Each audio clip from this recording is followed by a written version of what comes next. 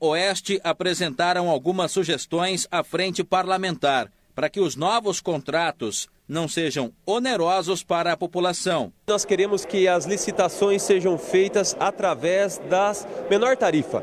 Eu acho que nós, paranaenses, nós temos que ir pela menor tarifa, porque a gente tem que sempre pensar no nosso Paraná competitivo. Durante os trabalhos da frente parlamentar, a Rua Pernambuco, entre a Avenida Toledo e a Rua Rui Barbosa, foi fechada com caminhões e máquinas agrícolas. A nova concessão terá a duração de 30 anos e terá impacto direto sobre todos os paranaenses. Uma decisão errada, como a implantação de uma outorga onerosa, pode prejudicar a competitividade econômica do Estado. A nossa característica de desenvolvimento é de produtos, é de insumo primário de baixo valor por peso. Para nós, uma tarifa justa, e isso que o ministro lá tem que perceber, que nós temos peculiaridades diferentes de São Paulo, da Dutra, de qualquer outro local. Nós somos, e não podemos ser diferente, e é um grande potencial, agrícola. Isso vai inviabilizar se a gente começar a falar em tirar recursos daqui para poder levar esses recursos para fora. Outra prioridade nessa discussão é evitar a instalação de uma praça de pedágio na rodovia BR-467, entre Cascavel e Toledo. Todos são unânimes ao dizer que essa implantação é inviável para a produção do Oeste. Nossos produtores rurais, os nossos empresários, a geração de emprego e assim por diante. A gente só espera, David, que eles se sensibilizem, se conscientizem da importância da gente ter uma tarifa justa e competitiva. A mobilização da sociedade já evitou, por exemplo, que os contratos atuais dos pedágios fossem renovados aqui no estado do Paraná. A Assembleia acredita que essa força política também é capaz de barrar tarifas onerosas e de garantir as obras necessárias nas rodovias paranaenses. Esta proposta é a mais cara que tem e nós temos outros estados que fizeram praças de pedágios com a menor tarifa. Então nós queremos mudar este modelo. Nossas audiências são sim importantes, a participação da população, nós sabemos o que nós queremos, vamos defender a nossa região, defender a nossa cidade, temos o entendimento, já levamos ao governador para que nos ajude junto ao governo federal, porque essas concessões serão feitas pelo governo federal. Queremos lutar para que não haja essa praça de pedágio entre Cascavel e Toledo, que os preços atuais sejam evidentemente reduzidos e que nós tenhamos as obras que nós tanto esperamos há tanto tempo de duplicações de infraestrutura no nosso estado. Tem regiões que precisam de um trabalho diferenciado e a gente vai respeitar a opinião regional. Aqui a gente sabe o quanto o pedágio já prejudicou e mais 3 praças como estão previstas vai prejudicar ainda mais na modalidade que está. Então a gente vai ouvir a população. E dependendo do que ela falar, a gente vai propor isso para o governo estadual e federal, em nome da Assembleia do Estado. Nós não somos cidadãos de segunda categoria. Por que Santa Catarina e Rio Grande do Sul pode ter licitação por menor preço e tarifa e o Paraná não? Ou seja, nós queremos uma licitação limpa, transparente, com a empresa que ofereça o maior desconto e que fique com o contrato de concessão. E que o contrato preveja garantias reais da execução das obras com cláusulas resolutivas. O projeto apresentado até agora pelo Ministério da Infraestrutura e Logística, na minha avaliação, não serve ao interesse público e muito menos ao Paraná. O Luiz Cláudio Romanelli, inclusive, é entrevistado neste sábado, às 7 da noite, da Laís Laine no Papo Reto. Vale a pena você acompanhar. A Laís fez umas perguntas interessantes ali, o papo fluiu muito bem. Com muito prazer, estou recebendo aqui o caríssimo Edson Vasconcelos, que está aí nesse movimento já há muito tempo. O Edson não caiu de paraquedas agora, não. Há muito tempo o Edson briga por essa questão do pedágio, né? E não só do pedágio, como o Trevo Cataratas, entre outros pleitos aqui da nossa região oeste do Paraná. Meu caro Edson, como é que foi, embora a gente tenha feito ali um apanhado do que foi essa primeira audiência pública fora da Assembleia Legislativa, e acontece nesse sábado pela manhã em Foz do Iguaçu, nós também vamos mostrar aqui no nosso portal ktv.com, a gente mostrou a de hoje. Como é que foi isso? Tem efeito prático, Edson? Será positivo a expectativa que a gente tem de brigar, de conseguir que as coisas não caminhem da forma que está querendo o governo federal, com onerar demais a gente aqui? Boa noite, Jorge. Obrigado pelo convite. A gente percebe que a Assembleia está fazendo um movimento de puxar o tema. É percebido isso, né? Agora, o mais engraçado é que o povo está totalmente com vontade de falar sobre o assunto. A gente percebe também... Estão participando. E lá atrás, quando nós falávamos do pedágio, Jorge, a gente percebe que evoluiu muito o conhecimento. Poucos conheciam. Então, o Homero, que é amigo da gente, lá atrás ele saiu do Tribunal de Contas e era um estudioso do tema, hoje virou deputado. Nós colocamos o Homero há mais de 4 anos no EPC debatendo esse assunto e ele colocando para nós esse assunto. Isso aí, O próprio Alexandre Santos, que é o auditor do Tribunal de Contas, tem um conhecimento refinado. Hoje nós percebemos que o conhecimento já está mais espraiado, então é muito mais simples o entendimento do processo. Eu acho que vai dar resultado por alguns motivos. Não existe um modelo perfeito. Existe a gente puxar o máximo para o nosso lado. O que nós entendemos é que o ministro Tarcísio, um ótimo ministro, ele está focado em resolver o problema da questão rodoviária no Brasil.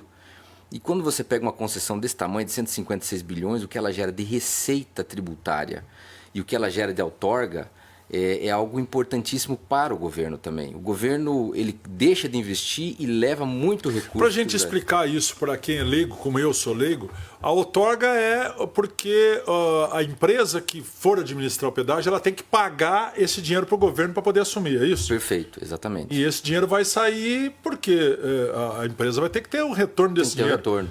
Vai ter que botar no preço, né? Você compra um ponto de um bar. Exatamente. Você vai ter que tirar o investimento. Liberdade de preço. Liberdade de preço, Mas o mais engraçado, assim, que esse movimento do ministro Tarcísio, que é um ótimo ministro, se não for o melhor que a gente teve até hoje, ele deixa claro que ele precisa fazer esse movimento a nível nacional, mas tem alguns detalhes que nos preocupam. E aí preocupam e deveria preocupar não só o Paraná, o Brasil inteiro. Nós estamos com uma parcela de manutenção, que todo mundo fala da parcela de manutenção na tarifa, e uma parcela de obra. Digamos que a gente faça todas as obras, Jorjão. Duplicamos tudo. O que está acontecendo? E o Tarcísio tinha clareza de buscar nessas praças. Quando for licitar novamente, você já não tem o componente obras, poderia reduzir para a gente pagar a sua manutenção. Ele está falando, não, para. Deixa limitado o desconto para ter uma gordura muito boa, para a gente fazer caixa e resolver o problema do resto do país. Isso é tão preocupante pelo seguinte, quem está pagando as obras do Paraná é o paranaense. As obras que estão aí da 277, a maioria vieram do Tesouro do Paraná. E essa percepção dele... Inclusive essas obras do famigerado acordo de leniência, né? Que o dinheiro foi tirado de nós. Perfeito. E está voltando muito menor do que foi tirado. Né? Eu entendo a visão dele de se consolidar como um ótimo ministro que está resolvendo a infraestrutura do país, mas eu não concordo, Jorjão, em fazer isso com o Paraná. Então, mas isso vai influenciar nas garantias para ter as obras. Tem N maneiras, Jorge, para você conseguir fazer as garantias. Você pode fazer um calção, uma garantia de depósito. Você pode fazer N maneiras para garantir que não tenha esse problema de insegurança. E mais do que isso, quem entende um pouquinho sabe que você pode usar uma ferramenta que já é usada há muito tempo. Um exemplo, a obra aqui de Matelândia foi feito o pagamento dela como fluxo de caixa marginal. Você está rodando aqui com a manutenção, quer fazer uma obra. Você faz o peso dela distribuído ao longo do tempo e aumenta um percentualzinho. O cara só recebe se ele fizer a obra. Então, o risco de perder a obra, ele não acontece com o fluxo de caixa marginal. Só que o fluxo de caixa marginal, ele reduz muito a taxa de retorno do investidor. E daí começa a ser não tão atrativo ao governo, que leva muito recurso para ele, e aos investidores. É engraçado assim... quando eu estava presidente do conselho do usuário da agência reguladora, é que a tripartite é o órgão concedente, o Estado, a concessionária e o usuário esquece. Eles dois sentaram e falaram, qual que é o teu problema no Estado? Só paga. Aí o órgão concedente... Usa mal, né? O órgão concedente falou assim, eu estou com um problema de caixa para fazer obras no resto do país. E ele falou, e você, concessionário? Eu do mercado financeiro tenho dificuldade, se tiver algum probleminha, para mim vender a concessão depois. Ela perde valor e eu trabalho com os recebíveis da cancela. Então, para mim ficar mais legal, vamos mexer. E resolveram o problema deles. Sim. Esse modelo está resolvendo o problema deles. E eu acho que esse debate é importante para a gente agora trazer o nosso problema. O nosso modelo não pode ser baseado nessa linha de raciocínio. E outra, o que me preocupa é uma tese de medo. Se não for assim, não terá obras, não tem garantia de obras. Não pode Esse ser discurso assim, foi apresentado pela representante do Ministério da Infraestrutura, que esteve na Assembleia, e ela disse isso. Nós em outras mostramos palavras, aqui, né? Ela falou aqui isso. Principalmente em relação ao degrau, que não existe nada de graça e que, se querem obras, precisa ser esse modelo. Quer dizer, não tem escolha. Como bater de frente com isso, essa força política, para mudar esse pensamento do Ministério da Infraestrutura? E por que, Edson, aí nessa questão, qual é a diferença básica entre este modelo e o modelo que o Jaime Lerner implantou? O Lerner alegou sempre, quando cobrado, que os valores, que se reclama muito dos valores, né? Porque era o primeiro, ainda não se sabia muito o que fazer, mas ninguém trabalhou para reduzir também, né? O Requião soltou aquela famosa do abaixo acaba, até cobrei o Requião um dia desse, ele falou, mas isso aí, eu entrei com 500 ações, não adiantou nada, não teve como, né? E depois o outro veio e fez um acordo e acabou não indo. Mas qual é a diferença básica isso? Essa oneração dela? Não, uma bela reflexão. Primeiro, vamos pelo ato licitatório lá no início. Lá não permitiu nem ter desconto a tarifa. A tarifa não teve permissão como agora tem. Quantos anos foi o contrato? É o mesmo período? Não, 25 anos. 25. E isso é importante, Jorge. Eles estão esticando o contrato para 30, dá mais fôlego de financiamento. Sim. O fluxo de carros de 97 para os fluxos de carros Mas o que vai aumentar em 30 anos do carro é absurdo, né? É absurdo. Então, lá atrás, eles não permitiram nem que descesse a tarifa, para garantir a saúde, para toda aquela conversa. E aquele momento não reflete o histórico, o andamento. Por quê? No meio, um vende a concessão, o Macri vendeu para você. Você teve uma crise de Covid lá no meio do processo que dá reequilíbrio operacional. Esse encontro na vida da concessão, ele é flutuante. O que o Estado tem que ter é coragem de entender que ele vai se incomodar por nós. Eu não quero me incomodar, então faço uma cláusula que você tem muita gordura, você resolve por lá e eu não me incomodo por aqui, não tenho que fiscalizar muito coisa de sentido. Não pode acontecer isso. É preferível a gente entender lá atrás que a concessão onerosa foi dada em rodovias vicinais, teve a concessão onerosa, foi mantida as tarifas. Teve N interferências no meio do processo. Tira a obra, coloca a obra, baixa a tarifa e escambau a 4.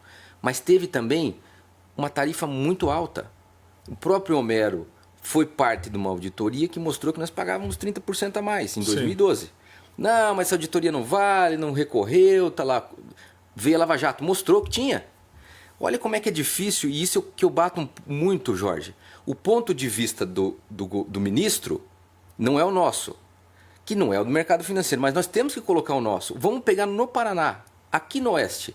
Você pega o eixo de Foz do Iguaçu, Paranaguá, a tarifa de hoje, a minha expectativa é que de saída a corrupção fosse tirada, os 30%. Então, aquela tarifa de hoje, eu não poderia falar assim, não, aqui vou liberar 34% para vocês baixar. Não, 30% eu já imaginava que saía da corrupção ali. Não saiu. Pior, eles falaram que vai ficar alta, vão limitar 34%. Não, é 38%. O TAG eu não posso contar, Jorge.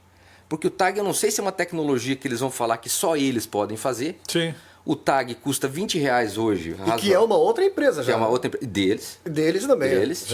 Que se você tiver que falar que 100% usa o TAG para ter 5% de desconto, a frota do Paraná é 7 milhões de veículos, vezes R$20 dá 140 milhões por mês, que dá mais de 1,5 bilhão por ano.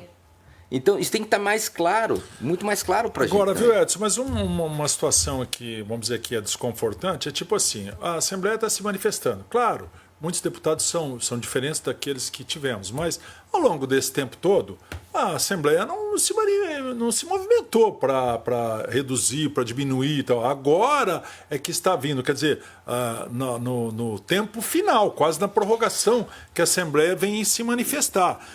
Aí a população não crê muito. Como é que a população vai acreditar, vamos dizer, em deputados que agora estão brigando e que, né? Outra coisa, uma situação. Essa decisão, a outra foi o Jaime Lerner. Por quê? Porque o Estado do Paraná recebeu a transferência dos direitos, vamos dizer, das estradas do governo federal, né? Para poder fazer o pedágio, porque as rodovias são federais. Aí tudo bem, a União repassou, o Estado fez. E agora, por que os deputados federais não estão se manifestando se é uma decisão do governo federal isso?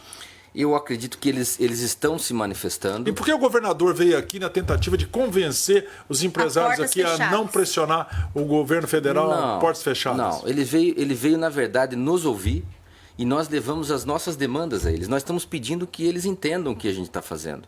E o governador foi muito ouvinte, escutou, colocou ponderações, as preocupações que ele tem.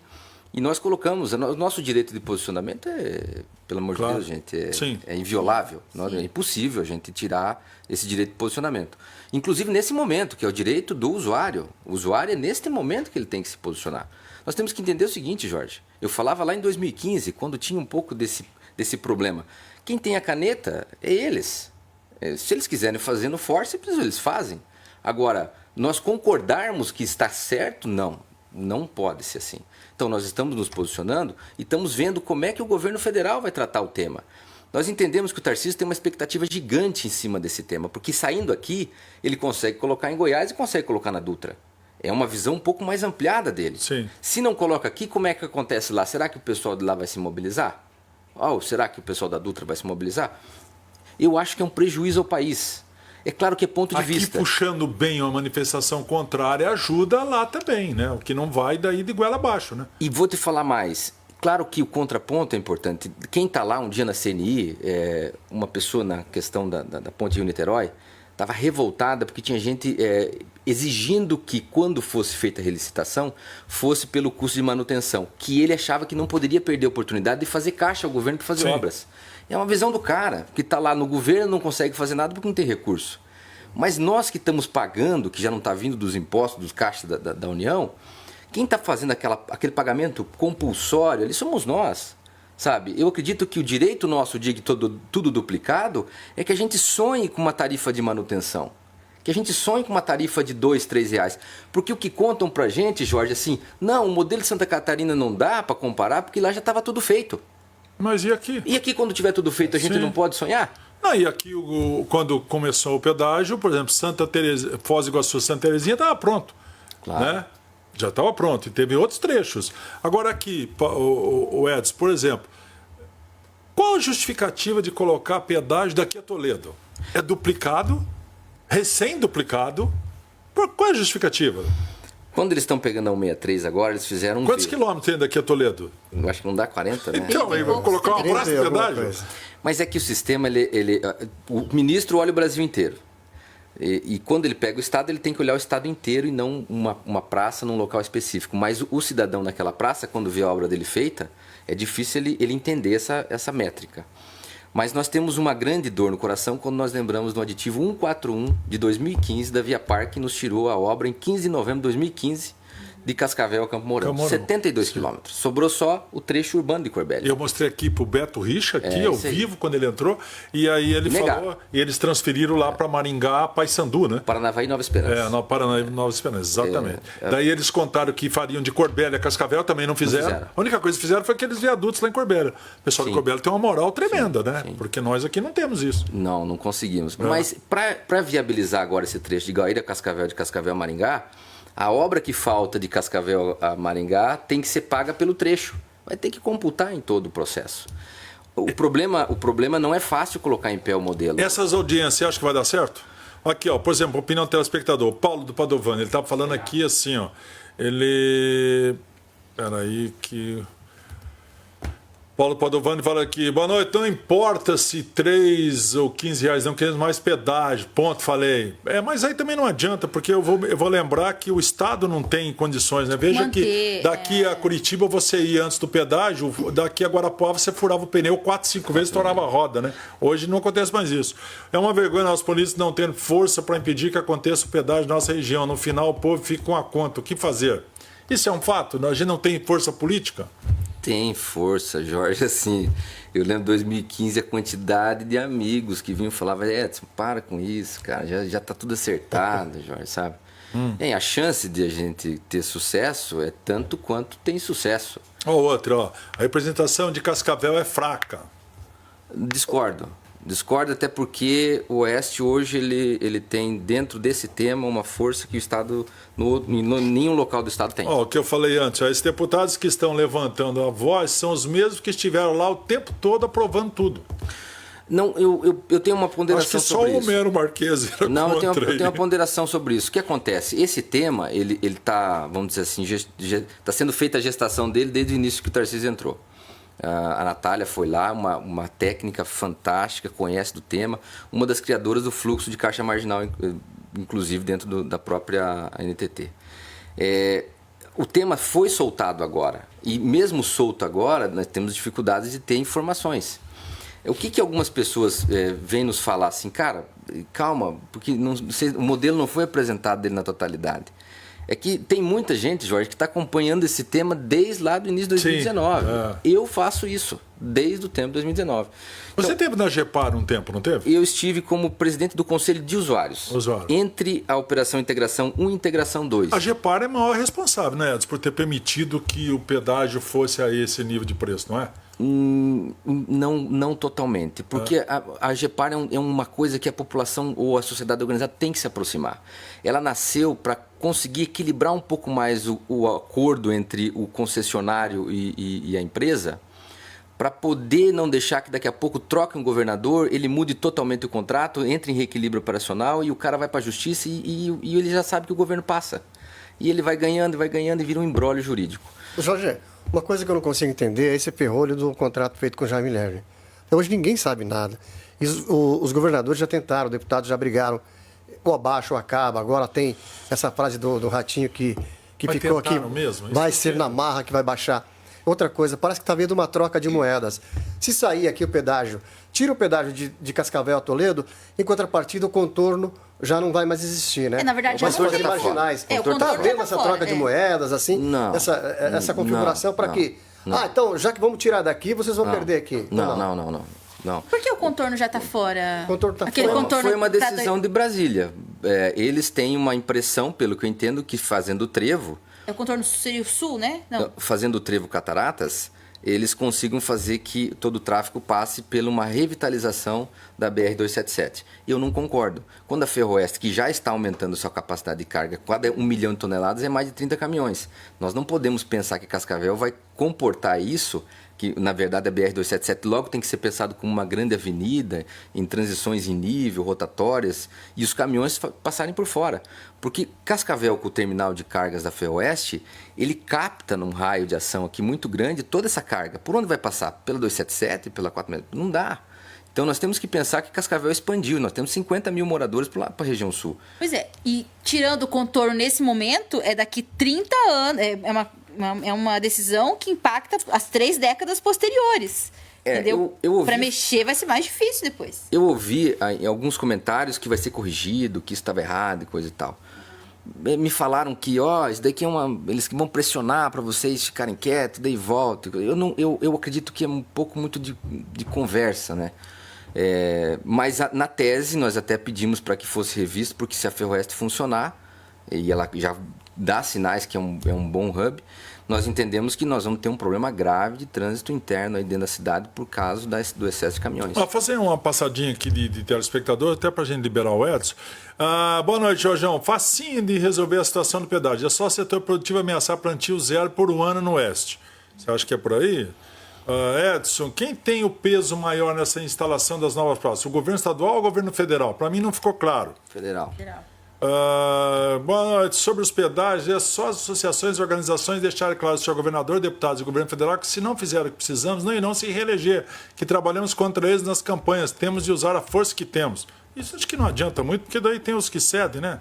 As cooperativas do Oeste são entidades que mais podem definir essa questão dos pedágios. Sem as cooperativas do Oeste, o Paraná não seria nada. Será? Elas têm uma grande influência na questão do pedágio, Jorge, porque o nosso insumo primário ele é altamente impactado. Se você sentar com o seu Luiz Dona Dúzia, ele vai falar, cara, o remédio meu por quilo é um valor imenso que eu posso mandar de jatinho, né?